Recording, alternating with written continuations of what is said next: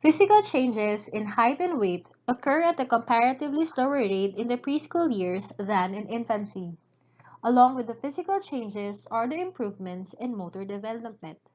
Let's learn more about the biological and physiological changes a child and adolescent experience in this video.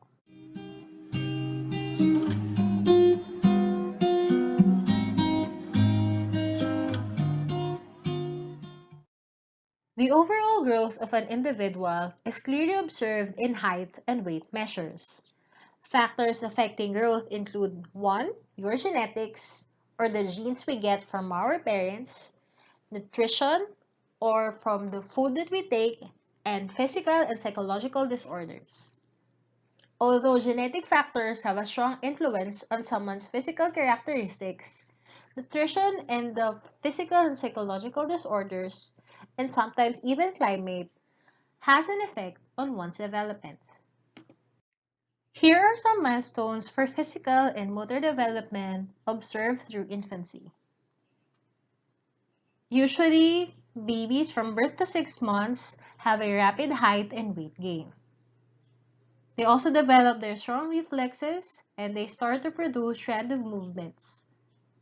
They also have a sleep organized into a day and night schedule and they start to have their senses working.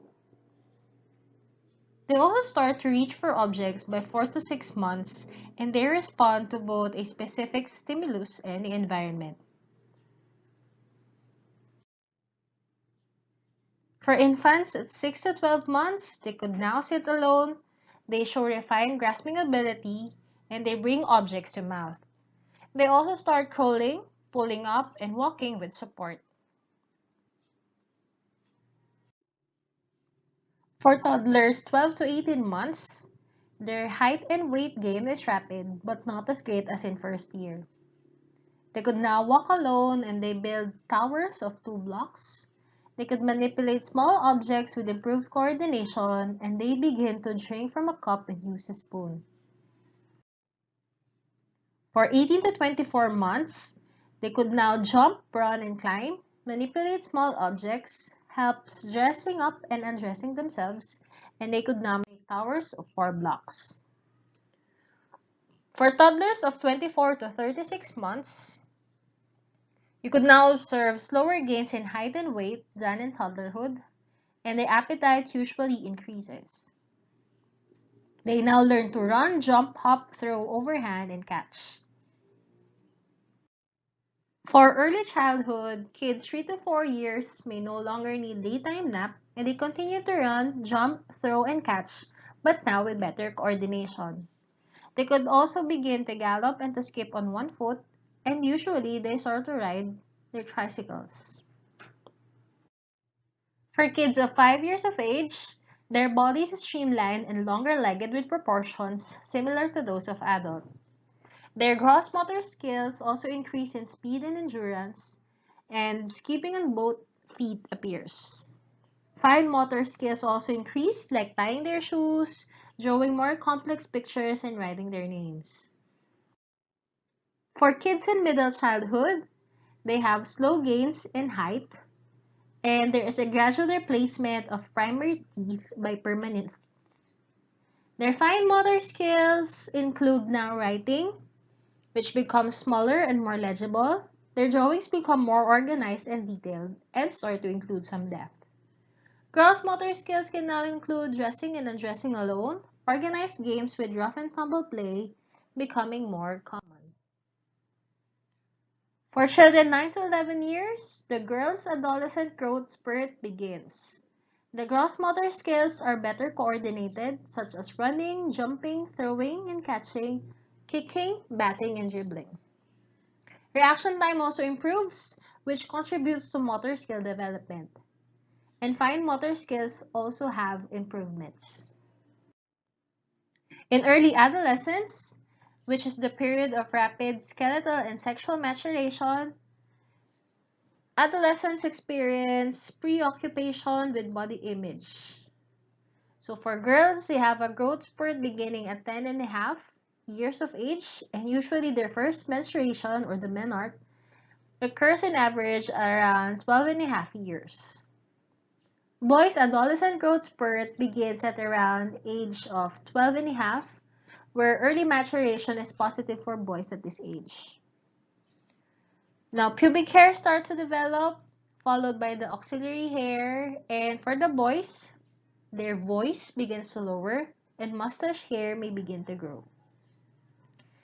Now, physical development for early adolescence is varied. Okay, some may start early and some may start on a later stage. Physical effects on puberty, on development in other domains are not as great as once thought. It actually depends sometimes on social and cognitive factors. Early adolescence is the period from 11 to 15 years, while adolescence starts from 15 years onwards, or 15 to 18 or 19. So the preoccupation with body image continues, and the late maturing girls are more satisfied with their bodies than early maturing girls. Brain development would have an effect on the physical and motor development of a child. Brain development usually begins in the third to fourth week after conception. By the end of the second trimester, the child has more than 100 billion neurons or nerve cells, all that he or she will ever have. After birth, these neurons form connections or synapses in response to outside stimulation, and learning occurs through these connections. Much of the brain's growth and development occurs during the first few years after birth. By age 3, a baby's brain is approximately 90% of its adult size. Therefore, early stimulation and interaction with the world are critical to determining the person we become.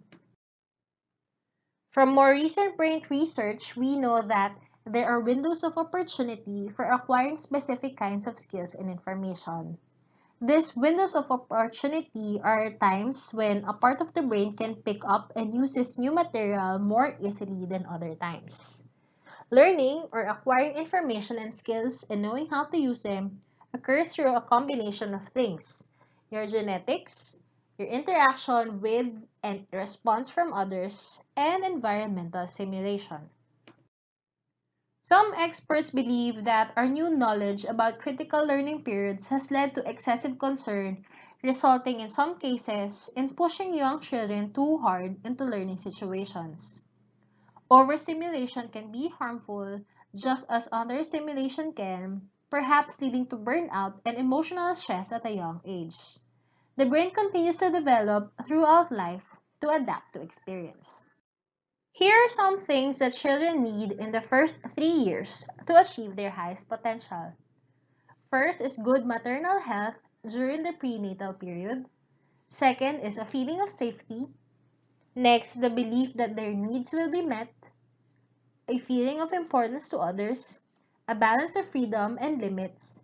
And exposure to appropriate and diverse experiences involving, for example, toys, music, books, playmates, parents, and other adults.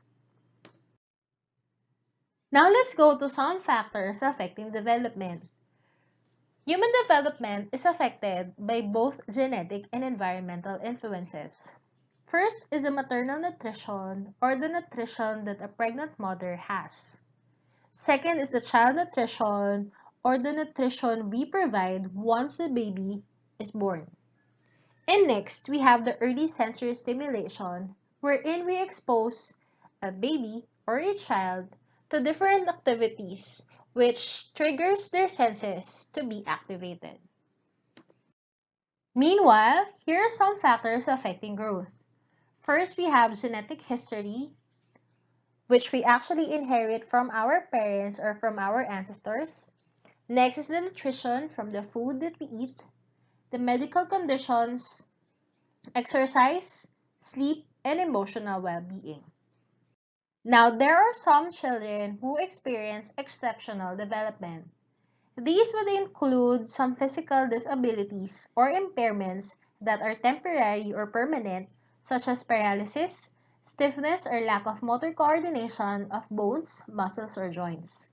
These disabilities require special equipment for help in moving about. Crippling disabilities include the following. First, we have the impairment of the bone and muscle systems, which affects mobility and manual dexterity. Next, we have the impairment of the nerve and muscle systems, making mobility awkward and uncoordinated. And we have the deformities or absence of body organs and systems necessary for mobility. Causes of physical disabilities would include prenatal factors, perinatal factors, and postnatal factors. Prenatal factors such as genetic or chromosomal aberrations, result from blood incompatibility of parents and are also caused by transfer of defective genes from parents to offsprings. Prematurity refers to the birth of child, usually earlier than the 37th week of pregnancy. Infection is triggered by pathogens such as bacteria and virus on the fetus, while malnutrition refers to the insufficient intake of food nutrients necessary to sustain growth and development of the fetus and the mother. Irradiation includes exposure of pregnant mother to radioactive elements like X-ray. Metabolic disturbances would include now the inability of a mother or fetus to utilize food intake. And last, your drug abuse refers to the entry of large quantities of drugs into the mother's body that affects the fetus. For perinatal factors, birth injuries are usually suffered by the newborn baby.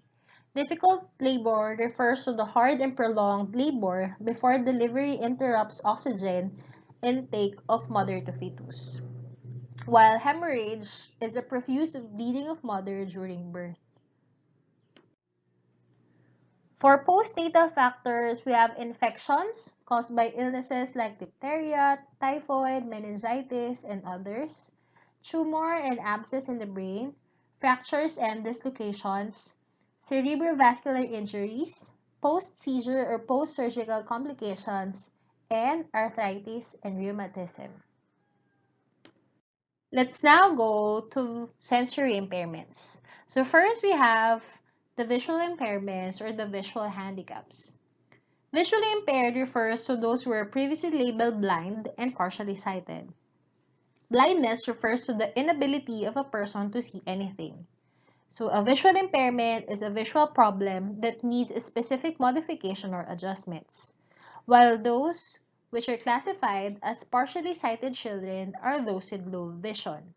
The most common visual problems which children experience are visual acuity problems, such as, first, the reduced visual acuity or the poor eyesight, amblyopia or lazy eye, hyperopia or farsightedness, myopia or nearsightedness, and astigmatism or imperfect vision. Other visual impairments which may affect students are the following: albinism, cataract, macular degenerations, diabetic retinopathy, glaucoma, retinitis pigmentosa, and retinopathy of prematurity.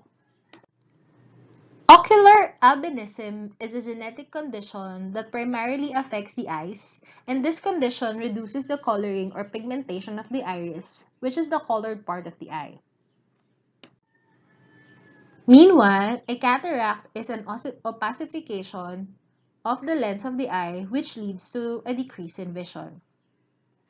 Age-related macular degeneration, on the other hand, is an eye disease that may get worse over time.